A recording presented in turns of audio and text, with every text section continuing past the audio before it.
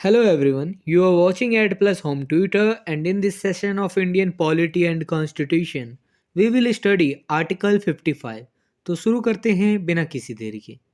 जैसा कि आपको भी पता है, भारतीय संविधान यानी इंडियन कॉन्स्टिट्यूशन को आर्टिकल्स में बांटा गया है और इन्हीं आर्टिकल्स को 22 पार्ट्स के अंतर्गत रखा गया है। इसी 22 पार्ट्स में से 5वें पार्ट में द यूनियन के बारे में बताया गया है, जिसके अंतर्गत आर्टिकल 52 से लेकर आर्टिकल 151 तक के सारे आर्टिकल्स आते हैं।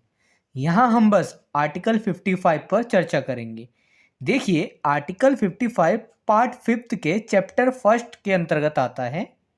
और देखिए, मैं पहले यहाँ कंटेंट को इंग्लिश में रीड करूँगा, फिर उसकी मीनिंग आपको हिंदी में समझाऊँगा ताकि आपको कंसेप्ट ज़्यादा से ज़्यादा समझ आ सके। Article 55 talks about manner of election of president.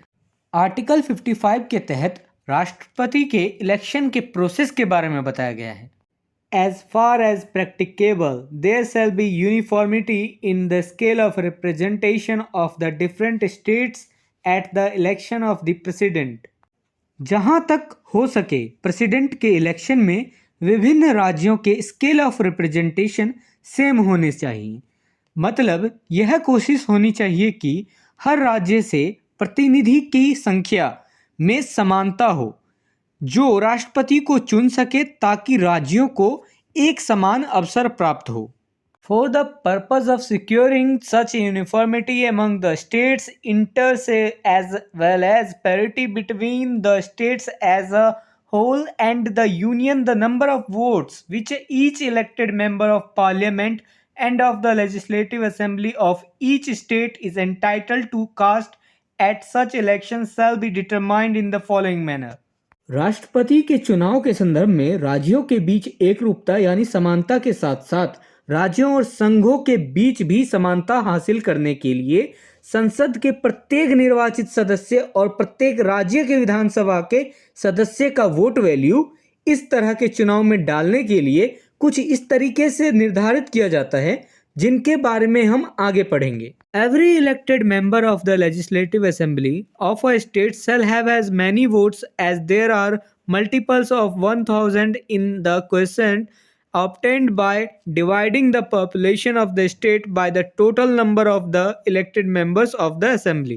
देखिए, पहला तरीका तो यह है कि विधानसभा के प्रत्येक निर्वाचित सदस्य के पास उतने मत होंगे जितने कि राज्य की जनसंख्या को विधानसभा के निर्वाचित सदस्यों की कुल संख्या से विभाजित करके प्राप्त क्वोटिएंट में 1000 के गुणक हो। आप इसे आसान शब्दों में समझिए कि इसमें एक एमएलए की वोट वैल्यू निकाली गई है। आप किसी भी स्टेट का निकाल सकते हैं, चाहे यूपी हो या बिहार, कहीं का भी। देखिए, पहले तो total population of the state हम ऊपर रखेंगे, उस पर्टिकुलर राज्य का क्या पॉपुलेशन है ऊपर रखिए। उसके बाद डिवाइड में रखिए नीचे total number of elected member of the state. अब देखिए, उस पर्टिकुलर स्टेट में लेजिस्लेटिव असेंबली में कितने लोग इलेक्ट हुए हैं, चुने गए हैं, वो रखिए नीचे। और जो भी आता है उसको डिवाइड कर दिए 1000 से, तो एक एमएलए का वोट वैल्यू निकल के आ जाएगा। इसको हम आगे की स्लाइड में देखते हैं प्रैक्टिकल वे में करके। देखिए, यहाँ पर जो है उत्तर प्रदेश का एक एमएलए का वोट वैल्यू निकालने के लिए हमने न्यूमरेटर में उत्तर प्रदेश का पॉपुलेशन को रखा है। देखिए, 20 करोड़ 42 लाख पॉपुलेशन है और उसे डिवाइड कर दिया है डिनोमिनेटर से, जो कि है legislative assembly of Uttar Pradesh का टोटल नंबर ऑफ कितने सदस्य हैं पर्टिकुलरली, तो 403 सदस्य हैं। तो इसको हमने डिवाइड कर लिया, फिर 1000 से इस पूरे को डिवाइड कर दिया, जो कि एक एमएलए की वोट वैल्यू आ गई उत्तर प्रदेश में। अब इसमें कुछ और भी चीज़ें हैं, वो आगे की स्लाइड में हम पढ़ते हैं। If after taking the said multiples of 1000 the remainder is not less than 500 then the vote of each member referred to in subclause A shall be further increased by 1. देखिए, पिछली स्लाइड में हमने legislative assembly यानी विधानसभा के प्रत्येक सदस्य की vote value को निकालना सीखा था। उसी केस में यदि अंतिम रिमाइंडर 500 से कम ना हो तो हम क्वोटिएंट में 1 जोड़ देंगे, जो कि प्रत्येक लेजिस्लेटिव असेंबली के सदस्य की अंतिम वोट वैल्यू हो जाएगी। जो हमने वोट वैल्यू निकाली थी पिछली स्लाइड में, तो वो क्या था, क्वेश्चन था। अब रिमाइंडर अगर 500 से वहाँ पे कम ना आया हो तो हम क्या करेंगे, क्वेश्चन में जो हमारा आंसर आया था उसमें एक जोड़ देंगे, राइट। तो यही है पूरा जो था, यही था। हमने वहाँ पॉइंट में, यहाँ पॉइंट में निकाला था डेसिमल्स में, तो डेसिमल्स में ना निकाल के क्वेश्चन को क्वेश्चन छोड़ दें, रिमाइंडर को रिमाइंडर छोड़ दें। और रिमाइंडर यदि 500 से कम ना हो तो हम क्या करेंगे, रिमाइंड क्वेश्चन में एक जोड़ देंगे। तो यही वोट वैल्यू हो जाएगी 1 MLA की। देखिए यहाँ पे क्वेश्चन जो है क्या होगा, वो 506 होगा, यानी 506 यहाँ पे क्वेश्चन है।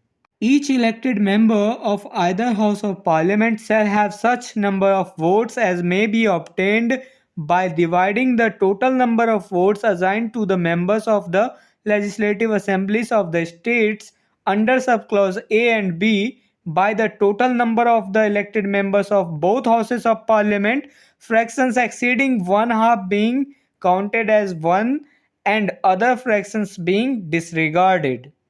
संसद यानी पार्लियामेंट के किसी भी सदन के प्रत्येक निर्वाचित सदस्य के पास उतने वोट होंगे जितने की राज्यों की विधानसभाओं के सदस्यों को सौंपे गए वोटों की कुल संख्या को संसद के दोनों सदनों के निर्वाचित सदस्यों की कुल संख्या से विभाजित करके प्राप्त हो। देखिए, आधे से अधिक फ्रैक्शन को एक के रूप में माना जाएगा, और यदि फ्रैक्शन आधे से कम है तो तब उसे नज़रअंदाज कर दिया जाएगा। अब एक एमपी के वोट वैल्यू को कैसे निकाला जाता है, हम यहाँ यह समझ लेते हैं। वहाँ हमने पिछली स्लाइड्स में एमएलए की वोट वैल्यू निकाली थी। एक एमएलए की वोट वैल्यू कितनी होती है ये निकाला था। तो देखिए, एक एमएलए का वोट वैल्यू निकाल लिया तो पूरे स्टेट में लेजिस्लेटिव असेंबली में जितने इलेक्टेड मेंबर्स होंगे उससे उसको मल्टीप्लाई करके टोटल वोट वैल्यू निकाल लिया उस स्टेट का। इसी तरीके से सारे स्टेट का वोट वैल्यू निकाल लिया, जो कि हम यहाँ एमपी के वोट वैल्यू को निकालने के लिए उसे ऊपर लिखेंगे न्यूमरेटर में, ठीक है। The sum of vote value of elected members of all the legislative assembly, ऊपर रख लिया सबका वोट वैल्यू मिलाकर। और नीचे हम रखेंगे जितने भी elected member both houses of parliament में प्रेजेंट हैं, इलेक्टेड हैं, जैसे हमारा राज्यसभा और लोकसभा, जितने भी मेंबर इलेक्टेड हैं तो उनका जो कुल संख्या होगा वो हम डेनोमिनेटर में रखेंगे। और वोट वैल्यू पूरे स्टेट्स का जो भी हमने पिछली स्लाइड में जिस तरीके से सीखा वो ऊपर रखेंगे। तो यहाँ पर एक जो एमपी की वोट वैल्यू है वो निकल कर आ जाएगी। तो काफ़ी सिंपल है एक एमपी का वोट वैल्यू निकालना। बेसिकली एमएलए का ज़्यादा सिंपल है, एमपी का थोड़ा सा उससे ज़्यादा टिपिकल है। मतलब इसे निकालने में थोड़ा आपको सारे स्टेट्स का निकालना होगा वोट वैल्यू, उसके बाद आप एमपी का वोट वैल्यू निकाल पाएंगे एक एमपी का। तो यही था इसमें। आगे की स्लाइड में हम और देखते हैं। The election of president shall be held in accordance with the system of proportional representation by means of single transferable vote and the voting at such election shall be by secret ballot. President का चुनाव single transferable vote के माध्यम से proportional representation प्रणाली के अनुसार होगा, और ऐसे चुनाव में मतदान गुप्त मतदान द्वारा होगा। मान लीजिए 4 जो हैं लोग खड़े हुए हैं प्रेसिडेंट के चुनाव के लिए, ठीक है।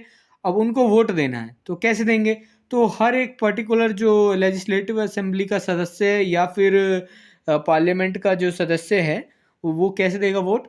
तो 4 लोग हैं तो प्रेफरेंस देगा कि पहले को वो पहला देखना चाहते हैं कि किसको पहले प्रेसिडेंट देखना चाहते हैं, सेकंड 1 2 3 4 हर किसी को प्रेफरेंस देगा 4 लोगों को।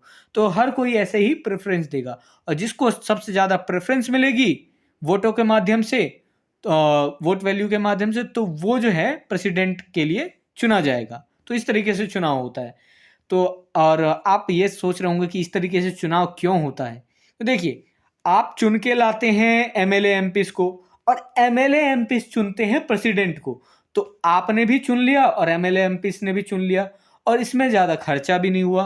वरना क्योंकि प्रेसिडेंट का ज़्यादा काम होता नहीं है, पीएम बेसिकली प्राइम मिनिस्टर ज़्यादा एग्जीक्यूटिव पावर होता है, ज़्यादा कार्य जो है प्राइम मिनिस्टर करता है, इसलिए ज़्यादा खर्चा ना हो चुनाव में, इसीलिए जो है इस प्रणाली को अपनाया गया है प्रेसिडेंट के चुनाव के लिए। If this video is helpful for you, then please like and share this video, and if you want see some more these type of videos, then subscribe the channel and click the bell icon and select the all option for upcoming videos. And I hope you have a great experience by watching the Ad Plus Home Tutor.